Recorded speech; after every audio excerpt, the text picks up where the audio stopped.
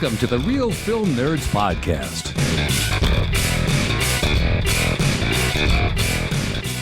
Well, believe it or not, the year 2024 continues to march on. It feels like it's taking forever, but going really fast at the same time.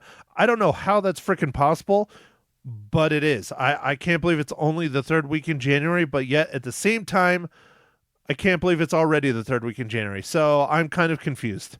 And I'm not even drinking. Well, I mean, I'm drinking a beer because it is our podcast. But anyways, welcome one and all to Real Film Nerds Podcast, episode number 357 I.S.S. Or should I just go I.S.S? With me, I like as always. There he is, my good friend, the one that wants to live on the I.S., Mysterious Mike Talent. Well, I'm a huge space fan, Matt, but I don't know if I want to live on the ISS. I think, I don't know. It would be neat to visit. How about that? It'd be neat to visit. Okay, if you could live on the I.S. for 4 months without your wife or your children, would you do it? Ooh, I don't know. Probably not. Really? I don't know, dude. 4 months is a long time. That's a lot. That's a lot of time of relaxing and getting back into your self and, self-love, Mike. That's a lot of self-love. Yeah, well, I think if I was on the ISS, they'd put me to work. They'd have to. Like, you just can't chill up there, man. It's not like going to, like, a ultimate float tank. It's the ultimate float tank, Matt. You can go and just float around. Well, I think you would. I want to go up there and just chill. But I mean, I guess, you could still sit there and work on a computer, right? Yeah, I guess. Yeah. So anyways, all right, there you go. For this week's episode 357, I'll just say it again. We're talking about I.S. Mike, give us a breakdown. Ready, set, go. Okay, I'll give you a breakdown. But real quick, man, I just had a thought popped in my head. Did it hurt? It did. I don't have a lot of thoughts like this. But you know how Starlink's like satellite based? Do you think anyone's ever brought up like a Starlink antenna for the space station and be like, hey, let's see if it works pretty good up here? Dude, I wouldn't be surprised if that's what they're using now. Like NASA has like a contract with them. Yeah, they might. I'm not sure. But dude, it would be a lot easier to get some good bandwidth. All right, Mike, Google that bitch, because I know if they're doing it, you could figure it out because you internet well. Okay, I'll Google it a little bit later, Matt. First, I'm going to break this thing down.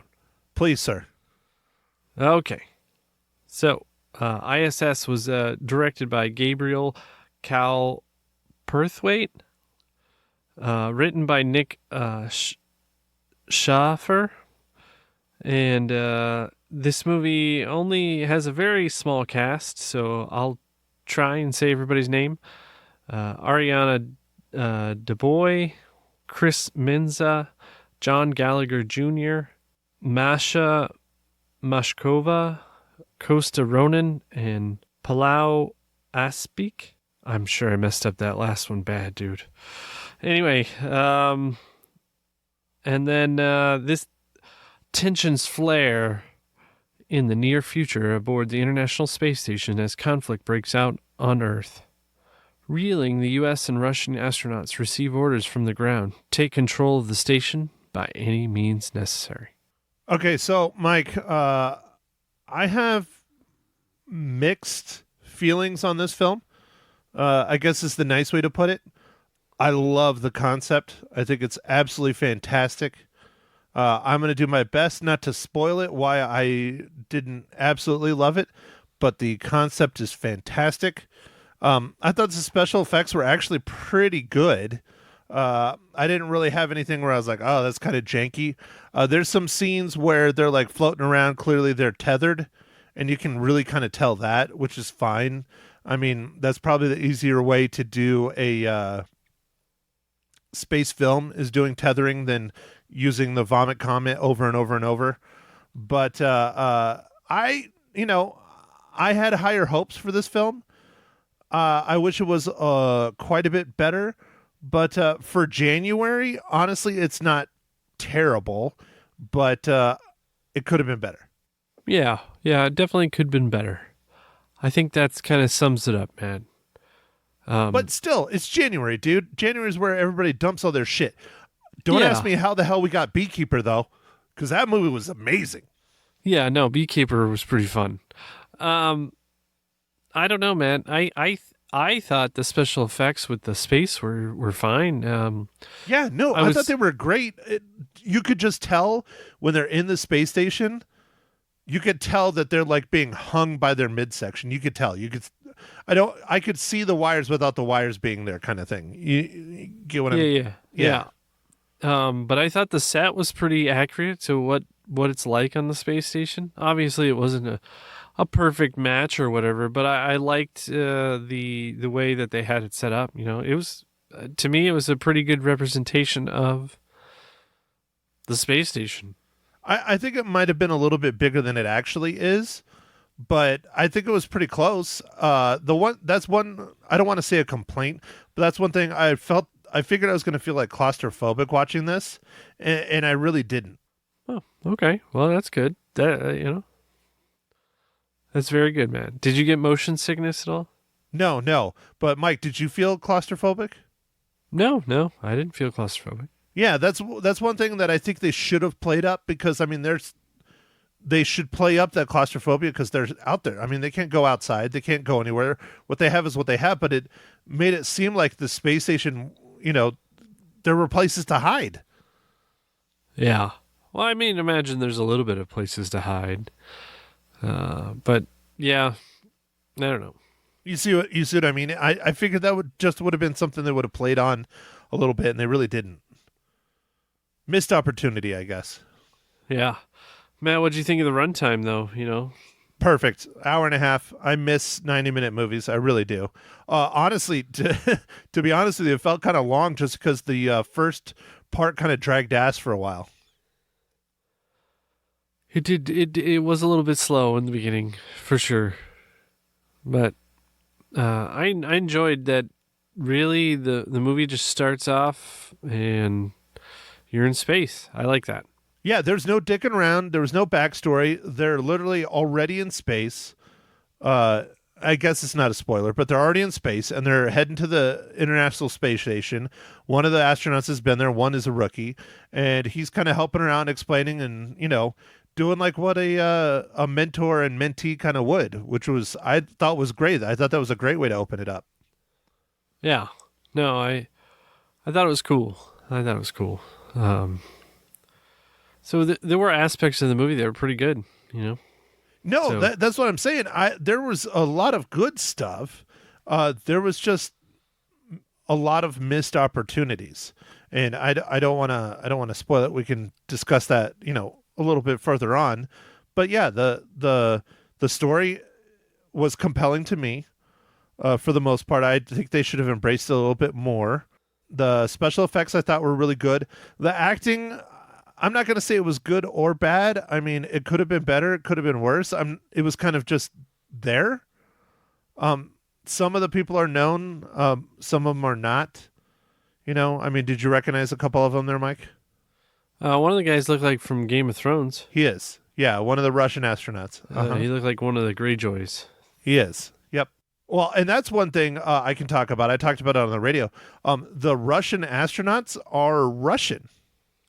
They're real Russian actors. They're not, people with American, they're not Americans trying to play Russians. They're Russians. And I love that. I thought that was great. Ah, okay. Yeah, no, that is great. Russians actually speaking Russian and stuff, very authentic. With their accents and their dialects, I mean, that's one thing I really liked, is they truly were Russian. Yeah, that's cool. Definitely couldn't have made that movie a few years ago. Oh, no. No, sir.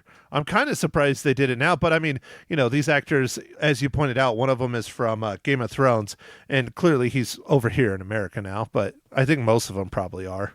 Yeah. That was very cool, man. They seem like they were real. They seem like they were real Russians. I don't know. Mike's yawning during his during the podcast. We're in trouble. Uh-oh. Well, I better get to what are you drinking, Matt?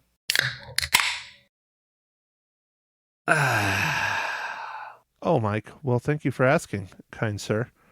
I'm just drinking a surplus of beer that I have that was actually given to me by one of my clients because they were preppers. I think I told you this story, but they were preppers and they stockpiled this delightful brew. And I said, sure, I'll take a couple cases. Shinerbach. Oh, dude, that's awesome. Yeah, they moved across the country and they took some with them, but they didn't want to take all of it because they were running out of room in the moving van very quickly. Ah, yeah, and beer's heavy too, like Correct. weight-wise. And it was a moving company, and they brought as much as they could fit in their personal vehicles, and then said, "Here." And so I got toilet paper and I got beer, and I really appreciate it. Actually, those are two things I will use. Yeah, that's great, man. That's great. Never know when the next pandemic's gonna happen, so might as well have some TP. Oh, dude, I mean, it's not like I'm never not going to go poop. That's true. That's true.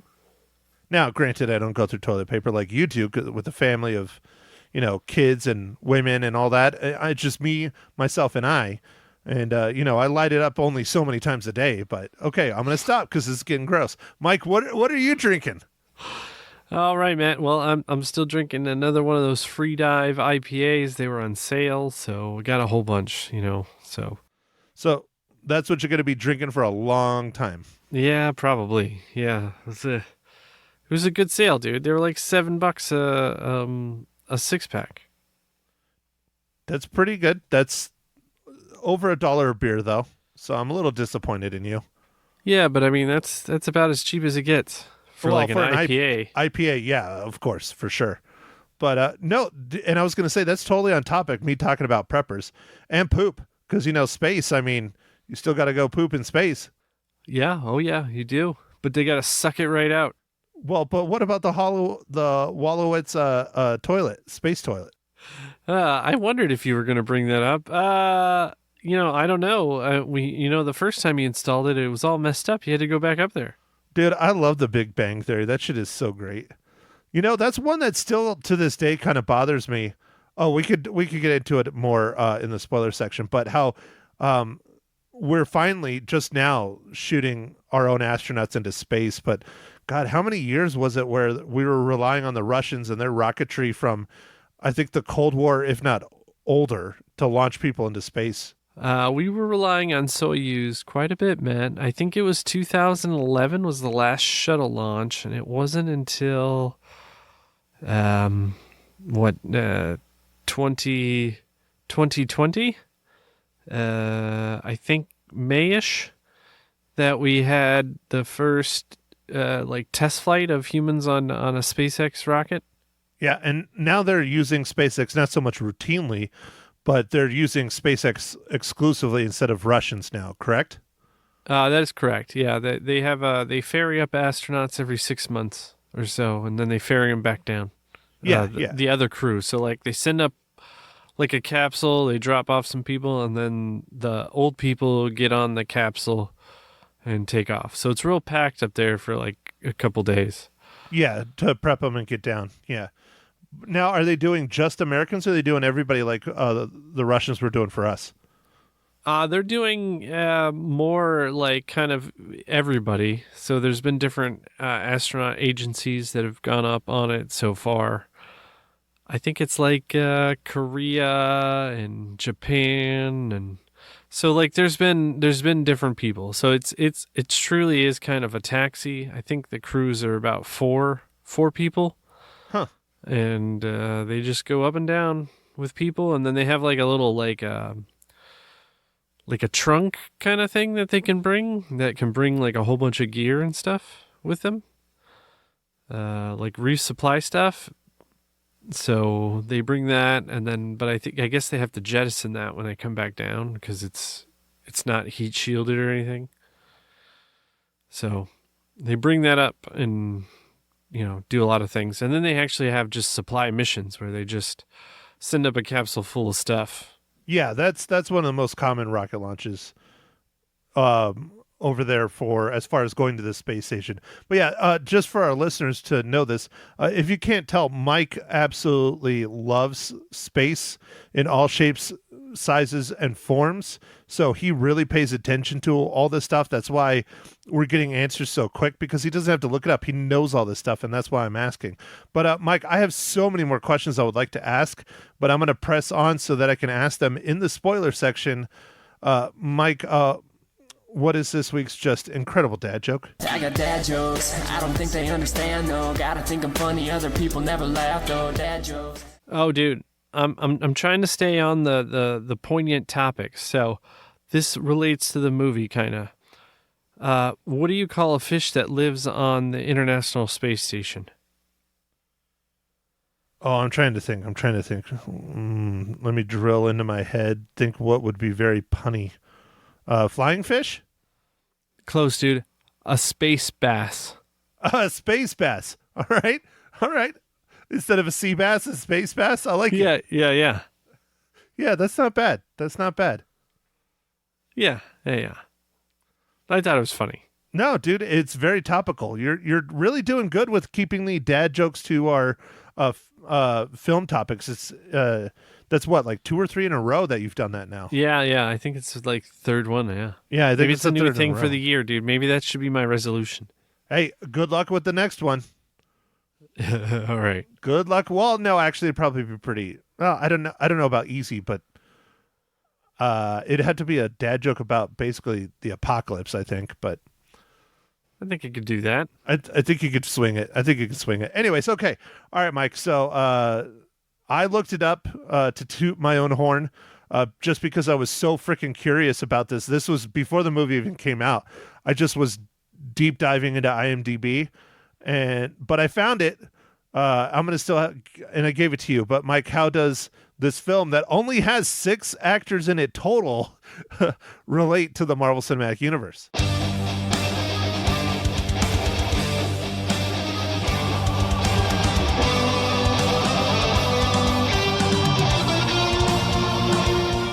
All right, Matt. Like you said, you gave me this one, so I didn't really even go hunting for it. But we have one of the stunt crew, Matt Sweeney. He also worked on the MCU, Marvel, and Ant-Man. Ant-Man and the Wasp. Yeah, that's one of like 3 I found because I just kind of fell down this hole where I was like, dude, there's only 6 people. There's no way in hell we're going to find an MCU tie-in. And then all of a sudden I started getting into the special effects and the digital artists. And then I was like, you know what? I'm going to look at the stuntman. And I just was very curious if we were going to be able to do it or not. So you're welcome. Yeah, dude. Thanks a lot. So, all right. Well, we are now officially in our spoiler section. I would love to keep asking Mike questions about space and NASA and all those things. So I might do that a little bit here. Mike, do you think they're going to keep the International Space Station going and they're going to add to it? Or do you think because of the relations between the various different countries here on Earth that we might get something more like this film and the ISS might not be no more soon? What do you think? Well, I think there was always plans to not maintain it to not maintain it forever. But it seems like they keep just pushing that back. So I think in classic, almost like government fashion, they're just going to keep like extending and delaying. So I think it's going to keep going on for quite a while. Now, whether we have Russian rockets docking to the space station, I don't know. But I think a lot of the work and the different things is going to still keep going on. I feel like it might even get busier with our recent push to try to get to the moon again. It might be kind of like a layover spot for people on the way to the moon. I don't know. Like it could be kind of like a midway, kind of like, hey, you got to space, take a breather before you get on your little cruiser to go over to the moon. Well, honestly, I mean, I think it's smart to keep adding to it and building to it and literally have a space station because that's one of those things. Yes, it's science fiction. We see it in films all the time, but where you just get that rocket up to the station and then there's basically transport vehicles that can take you to the moon or take you to Mars or do whatever, because then you don't have all that other shit you have to deal with. You just have that vehicle. And Mike, being in a vacuum, you can have literally like tinfoil walls if you have to, kind of thing. Not that I'm saying they're going to, but I think it's a smart thing. Yeah, for sure. It's just a matter of ferrying people and stuff. The moon, like we're going back. I don't know exactly when we're going to get back there, but it recently got pushed back. Some of the stuff that NASA's working on, the Artemis program, got delayed.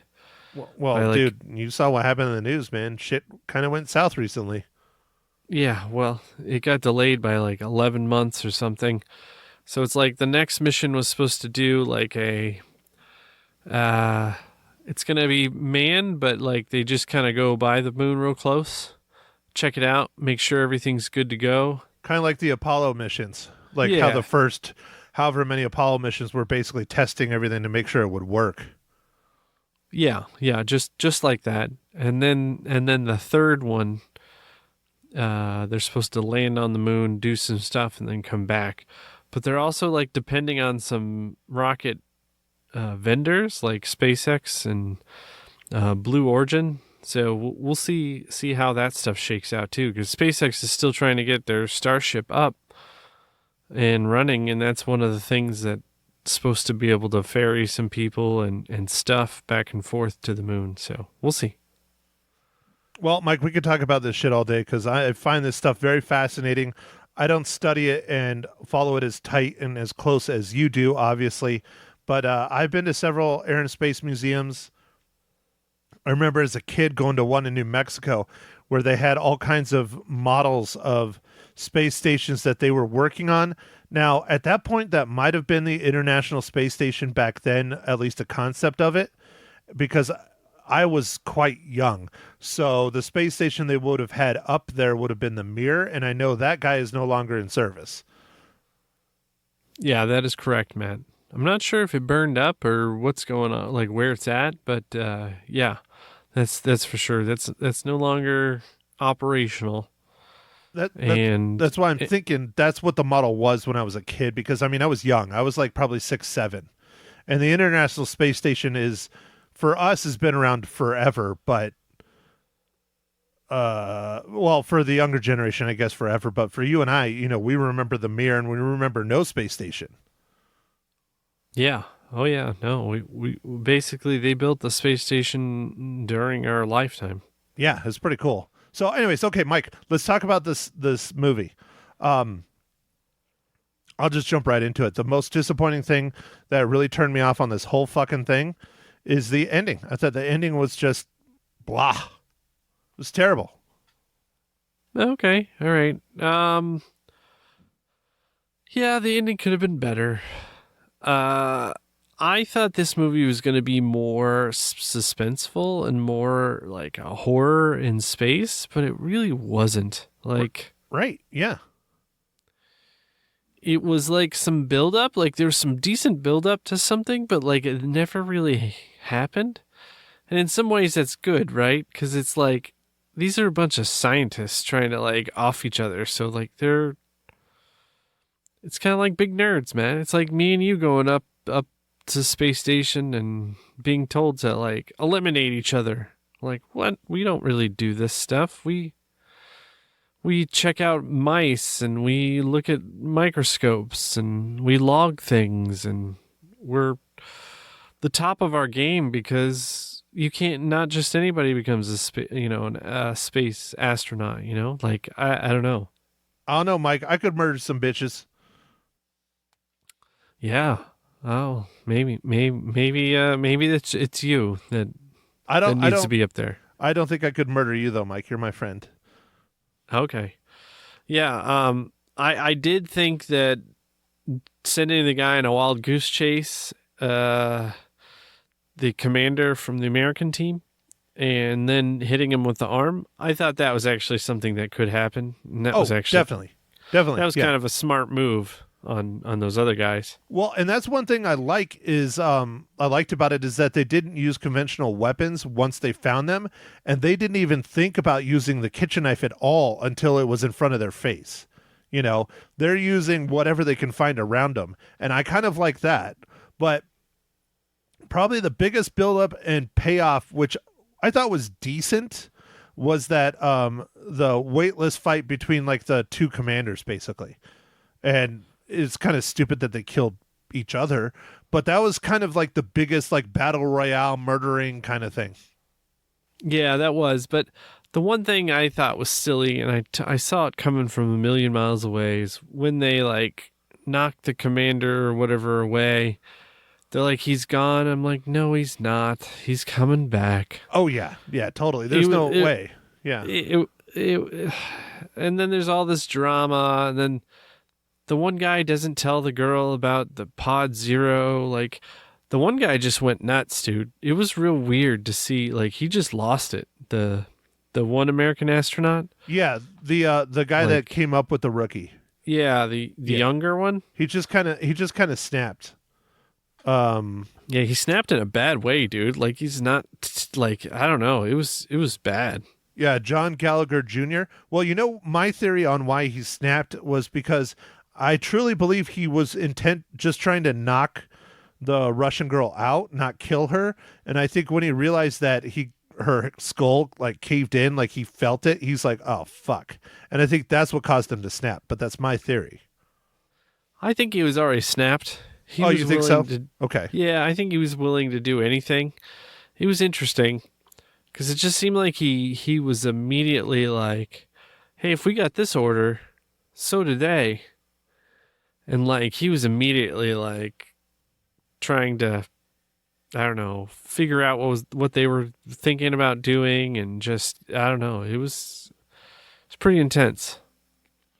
So John Gallagher Jr., he is known for mostly television, but I did recognize him from a TV show I really liked watching called The Newsroom.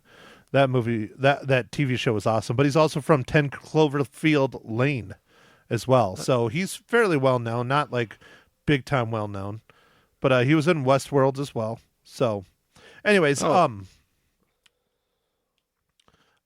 have to say one thing that was probably the most terrifying thing to me was when our commander is outside of the space station and he's trying to work his way around, and you see him, and the back is the Earth, and it's just red. It's just all nuclear fucking holocaust. And I'm just like, that is frightening right there to me. Oh yeah, well, I mean, they played that part out perfect when he came out there. He's all, hey, make sure nobody looks outside the windows. Oh, dude, it was crazy. It was absolutely insane. And I think that's the biggest disappointment I have is I was really hoping they were going to play that up. And again, not trying to spoil the ending or the film, but I wish there would have been them at least getting to Earth successfully and seeing, even if it was 10 seconds of this nuclear holocausted like Earth, or they get down there and everything's like, they land in New York and everything's just wiped out. You know, there's no one left. Yeah. Well, so I get why they did what they did, partly because of budget, man. I think. Of course. But at the same time, also your imagination, dude. It's more terrifying to be like, well, where are they going? It's terrible. Oh, they're fucking going to Earth, but the question is what's left and how much. And yeah, I mean, I understand what you're saying, Mike, but I wanted a little bit more resolution, honestly. Just a smidgen. Gotcha. But like you alluded to earlier, they start in space, they end in space. It's in space the whole time. Which I thought was really cool. I thought that was a cool way. I like how they like started in a rocket launch essentially, and then like it's a new astronaut within a veteran astronaut, and like kind of showing them the ropes. Like that was a great way to like start the movie. Oh no, dude! There's a lot of potential here, and I don't think they capitalized on it. Budget constraints could have possibly been a part of it, but I don't know. I guess I just had higher hopes. I had more of that thriller kind of horror sensibility that I wanted to, and I know you definitely wanted it. Hell, I talked to my mom and my nephew about it, and they same thing. They're like, it didn't really feel like a thriller or scary or anything. And I'm like, oh, my nephew had a good point. He pointed out that it possibly was even the score. Oh, yeah, it could have been the score. But I just feel like it had a lot of like kind of low, like, yeah, maybe it was the score. Oh, But that's okay. speaking of scores, Mike. Yeah. Oh, dude, that was a good one. That was a good one. Yeah. I like the eyebrow raise, Matt. That was good. I know. You like my single eyebrow raise. Anyways, I've been doing that like my whole fucking life too, huh? Yeah. I don't notice it, but I do it when I have like, I don't. Anyways, I'll stop. You're falling asleep. I can see your eyes. They're shut. Mike, how many reels do you give the I.S.S? I'm gonna give it 2.5 reels. It was all right. There were a lot of aspects that were pretty cool about it. It could have used a little bit more. Well, all right, Mike. This is a first for 2024. You ready for it? Same. No, I am below you. I give it a 2. Oh wow, that is crazy. That's crazy. Now, I know you've gotten soft in your old age and breeding, but you're still pretty harsh on most films, and I'm a 2, man. I really just it's okay. It's an okay watch. Everyone that I know that asked me about it is like, should I go to the theaters? I'm like, for the special effects, sure. The seeing the Earth that big and all that other shit is pretty cool, but for the most part, I'm telling people don't waste your money. Stay home. It'll be out on streaming. Watch it at home. Yeah, man. You can go see Beekeeper if you're looking for some entertainment. Oh, yeah, dude. Definitely. Go watch Beekeeper. That shit's great in the theaters. So, speaking of the theaters, Mike, we are not going to the theaters next week. That works out good for me because I got a comedy show I want to go to. But I have already watched this movie. It came out in November. It is a Netflix original.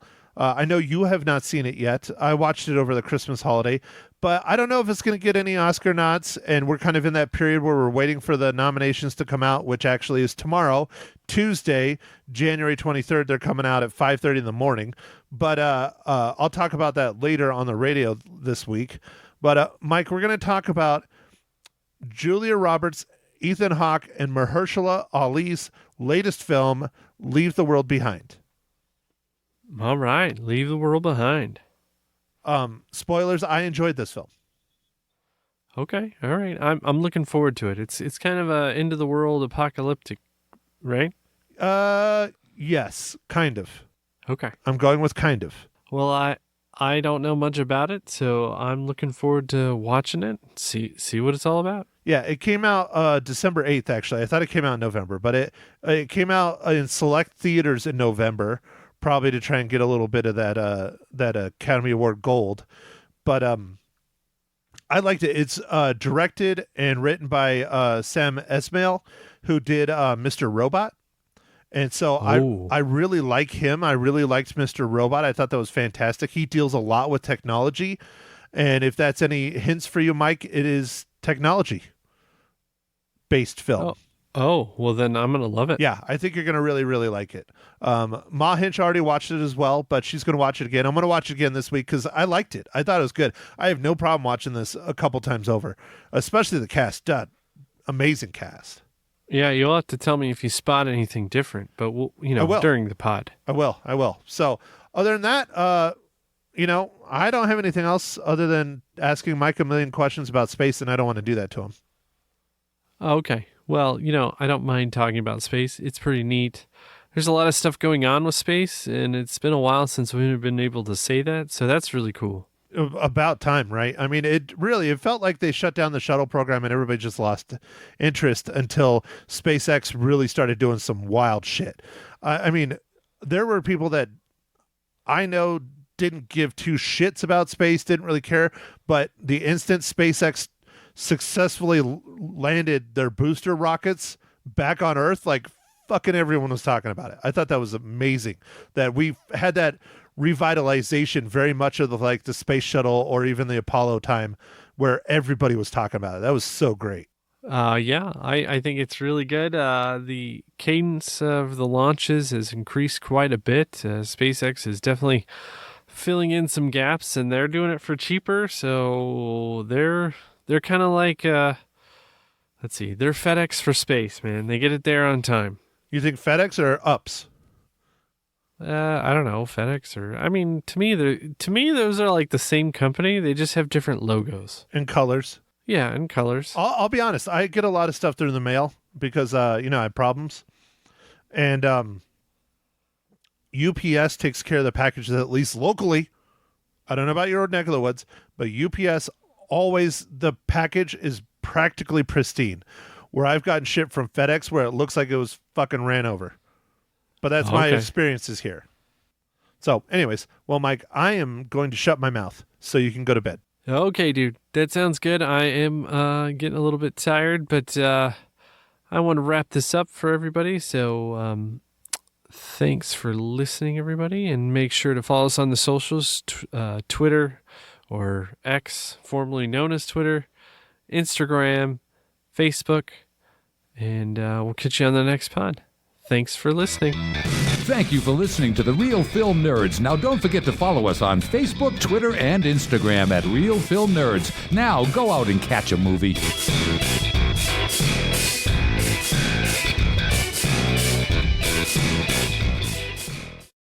Greetings, everyone. This is Ma Hinshaw Loses Her Cookies. Episode 47. I.S.S. Gee, I know my alphabet. Hi, Matt. How are you this lovely, drippy, wet, cold, soggy evening? Was that your poor attempt at humor? No. I.S.S. I know my alphabet. That was atrocious. That's almost as bad as one of Mike's dad jokes. Hey, look at there. I can't do dad jokes. I was a mommy, not a dad. There you go. Yeah, his jokes are pretty bad. That's true. Well, then your ISS mom joke was atrocious. It was garbage. Go back to the drawing board. It was crap. Okay, I'll go to the drawing board later. Anyway, and I know it stands for International Space Station. Oh, whoopee. Anyway, I thought this movie, I was looking forward to it being really challenging and exciting and frightening, and actually it didn't end up that way for me. I'm not sure. I guess they were accurate with what it was like in the space station, but I don't know. I was even questioning some of that. I liked Ariana. She, I think, was the main character. But usually I get really creepy when I see stuff that's very claustrophobic. But this movie didn't do that for me. I don't know why. Kind of weird. Maybe the space station is more roomy. Is it, Matt? Well, next time I go to space, I'll let you know. Oh, good. You let me know then. And do they create their own energy, solar power? I was thinking they do, but I wasn't sure on that either because I'm not scientific. Mom, the thing is covered with solar panels. That's what the dude was hanging on to in the spoiler section of the film. Well, that's what I thought, but I wasn't positive, so I thought I'd ask, Or was it something else? So they could be up there and continually providing at least electricity for themselves, right? Right. Of course. That's the only way they have electricity, Mom. They can't run an extension cord. It's a little too long. Oh, that would be wild, wouldn't it? A really, really long extension cord. Well, anyhow, I expected more from this movie, but Okay, I guess I shouldn't have. um, the giveaway was close to the beginning, where the very smart guy Gordon, who was the head of the whole thing, American crew, and he goes out to fix what was wrong. That didn't make any sense to me. And then you figure out that, oh, wait a minute, they do that because the Russians were told to, do away with the Americans, and the Americans were told to do away with the Russians. So, there you go, right? Dear God, so many spoilers. You're just oozing spoilers, Ma. Am I really that bad? Well, oh, come on. If you watched the trailer, you knew that, didn't you? I don't know. Anyway, Ariana, I thought was very good. She really was, I think, what most of it focused on. Not so much even the Russians. Yes, the girl, and I can't think of her name, dadgummit. Couldn't pronounce it probably anyway. They both were a pretty good part of it. I liked it, but I really, once the first person is taken care of, after that you go, oh, well, sort of what's next, and it wasn't that intriguing to me. How about you? So, Mom, there's literally 6 people in the entire film, so they're all stars, technically. Well, that's right, but I can't pronounce the Russian folks, so I'm not going to say it. Well, you need to work on your Russian then. I do. I really do. Some of it's fair. And even the girl, her first name was, I thought they said Maria, but I think it was Marisha or something like that. Very pretty. Her Dr. pretty Kira Foster? Yeah, her. Whose real name is Ariana DeBose. No, not her.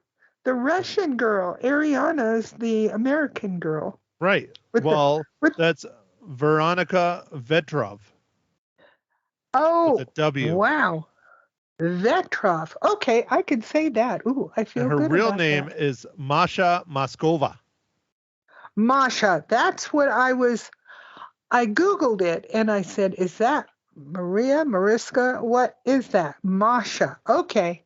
Wow. So all 6 people, Mike went over them already in this podcast earlier in our podcast.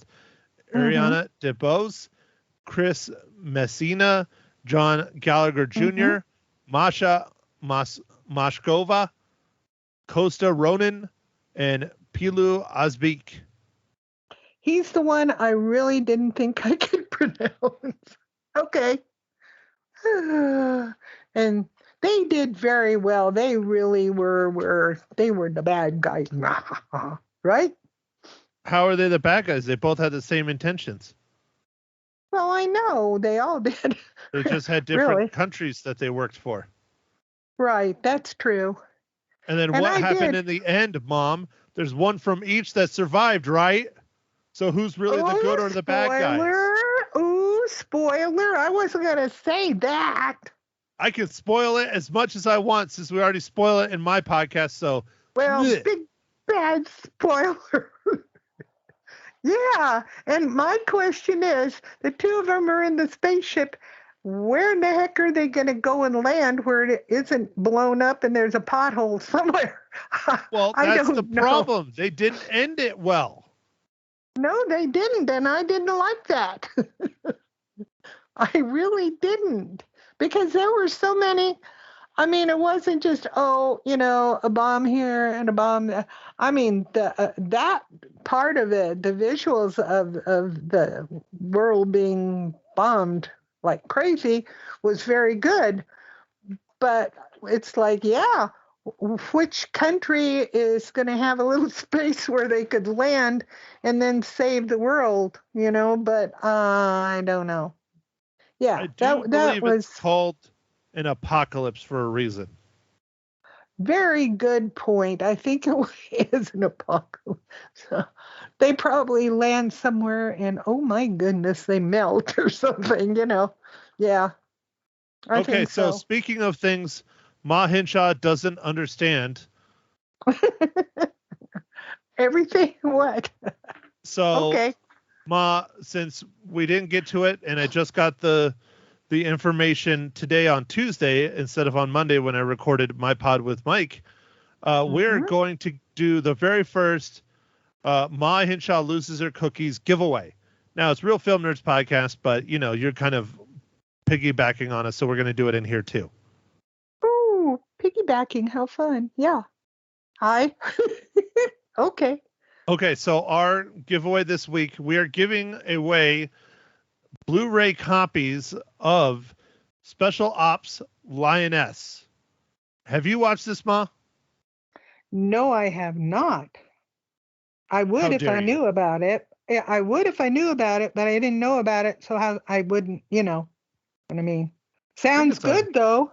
It's from a writer, director, all around really good movie guy, Taylor Sheridan, who infamously has done and written Yellowstone. Oh, it's got to be good. Yellowstone's fantastic. Okay, so I just came up with a question that our listeners need to answer, and I still think they should email Mike. So that's Mike at realfilmnerds.com. Email your answers to my question here. Mom, please stop talking over me while I do this. Okay. Thank you. Your question that you need to answer is you need to email Mysterious Mike Talent. That's Mike at realfilmnerds.com. Tell me one show, movie, or commercial that Taylor Sheridan is in as an actor that is not Yellowstone. Ooh, You got one? Do you know? No. Okay, I have several, but I'm not going to tell people because I want them to write in. So anyways, all right, here we go. Here is the business I need to read for our giveaway for Special Ops Lioness Blu-ray Season 1. Now available on Blu-ray and DVD, Special Ops Lioness is the latest thriller from Yellowstone's Taylor Sheridan. It stars Zoe Saldana and Nicole Kidman as leaders of the Lioness program, overseeing undercover operatives to thwart terrorism and the next 9/11. Based on a real-life program, this 3-disc set offers over 90 minutes of behind-the-scenes content, including a closer look at the cast training with military experts. So, all right. Well, you know what you need to do, folks. So go ahead, email Mike at realfilmnerds.com to be entered into our contest to get a copy of this Blu-ray. Ma, what do you think? That sounds fantastic. That Sounds fantastic. Yes. Are you going to watch it now? Yes. You know who else is in it too is Morgan Freeman. Oh, I love Morgan Freeman. I love Zoe too. Name one thing that Zoe Saldana was in then. Oh, I don't know. Oh, hell, mother. You love her, but you don't know what she's in? No, but I do love her, but I can't remember what she's in. What? Tell me. Well, one role that has really made her famous is Guardians of the Galaxy. Another one that's really made her famous was Avatar. Oh, okay. Okay. Right. Well, anyway, that should be really good. I would be all over wanting to get that. Mm-hmm. So, okay. Right, all right. in, people. Let's continue on with Ma Hinshaw Loses Her Cookie, not hiccups, for I.S.S. So, Ma, how many cookies do you give I.S.S.? Okay, everybody, forgive me. I give it 2.5 cookies. Okay. You always make it seem like you're going to give it a really bad rating, and then you don't. Hey, 2.5 is not real great. 2.5 is a D+. D+ isn't that great. Come on now. It's not a fail. It's not a 1. Well, no, they didn't fail. I mean, it was interesting. It just wasn't very, very interesting. Okay. Oh, Right? Lord. There you go. Okay, so Okay. next week we're going to watch the Netflix original Leave the World Behind. Ma, you've already seen this movie. Do you love it? Do I have to say? No, that's why you have a podcast next week, unless you don't want to do it and we can get it all done now. Oh, no, I've watched it twice, but I'm not going to say now. Well, Okay. great. This will make 3 times then. Okay. Oh, well. Anyway, you must watch it. Do watch it. And it's, I think it's on Netflix, isn't it? Yeah, go Yes, for it's it. a Netflix original. That's why I said it's a Netflix original starring Julia Roberts. That's right. Right. And I always loved Julia Roberts. Oh, yes. Mom, have you dipped into your hot toddies a little early today? No, I think I'll go dip into one now or maybe swim in one. I don't know. Okay? All right. What else do you have to add for your podcast of I.S.S? Anything? Nothing? Are we done? Can I go to bed?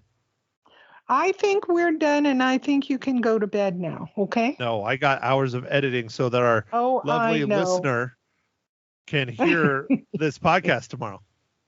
And hey, it's wonderful. I didn't burp or sniff. I don't think. I forgot. Maybe I did sniff. I don't know. Anyway. Well, I heard you squeeze out a couple farts, which is just rude. Oh, cut that out. I did not. Anyway, yes, go watch the next Netflix original. Not the next. It came out in December, I think. December 8th. It came out December 8th. Really? Oh, I didn't know that. Well, anyhow. Yeah. Yeah, it actually came out in the theaters in November because I think they were trying to push it for a Academy Award nomination. But it, when they say in select theaters, it's only in New York and L.A. So. Oh, really? Huh. That's interesting. Okay. That's all they have to do. Just New York and L.A. Wow. All right. Well, to try and get it in for the Academy Award, yeah. Yeah, right. I got that. Because it's Netflix, Mom. They put it out on Netflix. They want people subscribing and paying monies to Netflix. Absolutely. I understand that. After all, it is a business. Oh, Lord. But anyway, I highly suggest you go watch it. I'm not going to tell you what I think yet. But anyway, yeah. Okay? One of these days we'll get you so where you see, this is one reason why I wanted the video on, because then you won't talk over me as much, but you still do it. Anyways, okay, Ma, shush. I'm shushing. Thanks everyone for listening to another riveting, educational Ma Hinshaw Loses Her Cookies. We shall return next week with another just stellar podcast. Thank you again for tuning in. Leave the world behind next week. Have a good evening, afternoon, morning, whatever time of day you're listening to this. Thanks again, folks. Bye.